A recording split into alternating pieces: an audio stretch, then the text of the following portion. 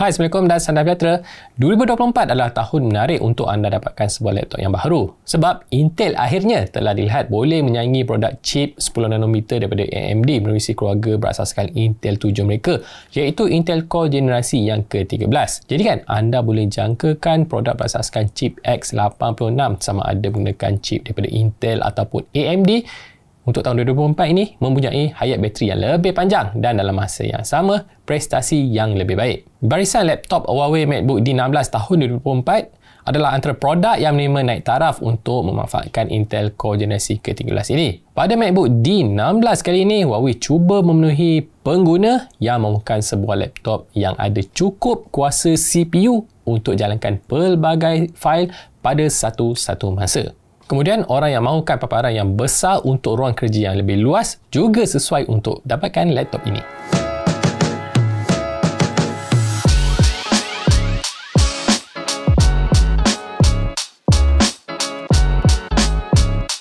Unit review yang kami terima adalah varian yang tertinggi untuk barisan MacBook D16 tahun 2024. Untuk sebuah laptop 16 inci dengan berat 1.68 kg, tahap mobilitinya boleh saya kelaskan sebagai tinggi. Tambahan pula, physicality-nya juga dipis, lantas memudahkan ia dimuatkan ke dalam beg tanpa sebarang isu. Daripada segi rekaan, MacBook D16 adalah sebuah laptop konvensional. Nampak sesuai berada di kubikel-kubikel pejabat ataupun meja-meja kedai kopi hipster tanpa menarik perhatian orang ramai. Badannya berwarna perak dan disebabkan tiada maklumat berkaitan bahan apa yang digunakan untuk menempa badannya, saya rasakan ia adalah campuran plastik dekat bahagian dalam dan aluminium di bahagian luar.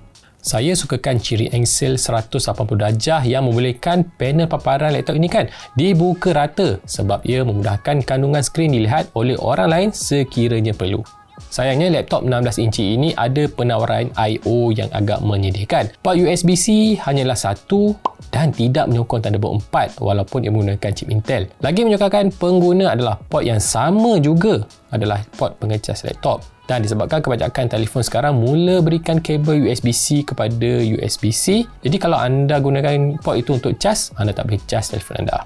Kemudian dua port USB-A yang disediakan pula tidak sama spesifikasi. Salah satunya adalah USB 2.0 manakala satu lagi adalah USB 3.2 Gen 1 yang tidak ditandakan sebetulnya. Akhir sekali anda dapat port HDMI 1.4 bersaiz penuh. Alangkah bagusnya laptop ini ada pembaca kad SD untuk kemudahan pengguna. Sudahnya, pengguna pastinya perlu bawa adapter ataupun USB hub untuk melicinkan kerja mereka. Seperti yang dikatakan tadi, MacBook D16 ini sesuai untuk kegunaan pejabat. Macam namanya, ini adalah laptop sebesar 16 inci dengan resolusi Full HD 1920x1200. Di sebelah paparan 16:10 yang dimilikinya menjadikan ruang kerja nampak lebih luas daripada biasa, khususnya bila anda lakukan kerja-kerja pejabat ataupun melayari laman web. Panel ini mempunyai sudut pandang yang baik dengan kecerahan maksimum mencapai 300 nits. Laptop 16 inci juga bermakna anda beroleh papan kekunci bersaiz penuh iaitu dengan pad bernombor di bahagian sisi belah kanan dan sebab itu jugalah anda akan lihat pad sesungguhnya sedikit off center untuk disekalikan dengan papan kekunci spacebar. Disebabkan kekok, saya perlukan sedikit masa untuk menyesuaikan diri dengan naik di atas papan kekunci ini. Namun begitu, bila dah biasa naik menggunakan papan kekuncinya, pengalaman yang saya lalui adalah baik. Setiap kekunci dijarakkan secara secukupnya dan ia meminimumkan situasi tersalah tekan. Kemudian ia ada lampu latar bagi memudahkan kerja dilakukan walau dalam keadaan yang gelap. Lagi yang seronok dilakukan dalam gelap adalah menonton rancangan video kegemaran.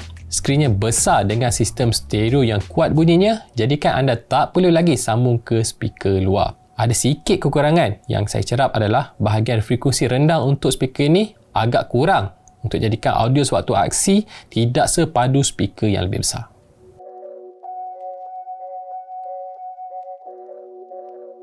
Set unit yang tiba ke meja editor kami ini ditawarkan pada harga RM5,299 dan ia diperkasa Intel Core i9 13900H iaitu chip asaskan Intel 7 terbaru yang ada 6 teras performance dan 8 teras efisiensi. CPU ini digandingkan bersama RAM 16GB LPDDR4X yang terpetari di atas papan utama berserta dengan ruang penyimpanan seluas 1TB daripada jenis PCIe SSD. Berbalik kepada CPU, ia adalah chip 14 teras dengan 20 berbenang sesuai untuk tugasan-tugasan pengiraan kompleks yang berat ke arah penggunaan spreadsheet, contohnya Microsoft Excel.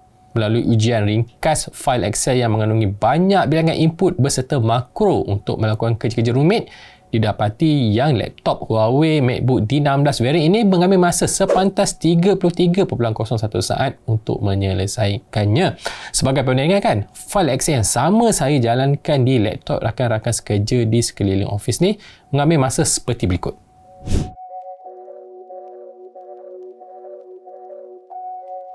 Sayangnya, chip yang sebagus ini kan tidak digandingkan dengan GPU yang sekufu. Huawei hanya menggunakan Intel Iris Xe untuk memikul tugasan grafik. Hasilnya bottleneck yang agak ketara dipatikan sewaktu hendak bergaming. Contohnya, Deep Rock Galactic, permainan yang saya beli sewaktu promosi Steam Winter Sale tempoh hari, mengalami kesukaran untuk dijalankan pada kadar bingkai yang memuaskan pada tetapan maksimum dalam resolusi Full HD. Tanpa fungsi upscaling, tetapan paling rendah membuahkan kadar bingkai melebihi 100 bingkai dengan mengorbankan kualiti grafik. Mujolah permainan ini menyokong Fidelity FX dan saya beroleh prestasi melebihi 100 bingkai sesaat dalam kualiti setara maksimum pada resolusi Full HD. Ini adalah sampel video daripada webcam Huawei MacBook D16 2024. Apa pendapat anda tentang kualiti video yang ditampilkan daripada laptop ini? Dan audio juga adalah direkodkan daripada mikrofon yang terbina di dalam laptop ni. Apa pendapat anda? Turunkan dalam ruangan komen nanti. Buat yang berminat dengan penanda arah sintetik, Cinebench 2024 memberikan skor 112 untuk ujian Eka teras, manakala untuk multi teras ia beroleh 759 mata.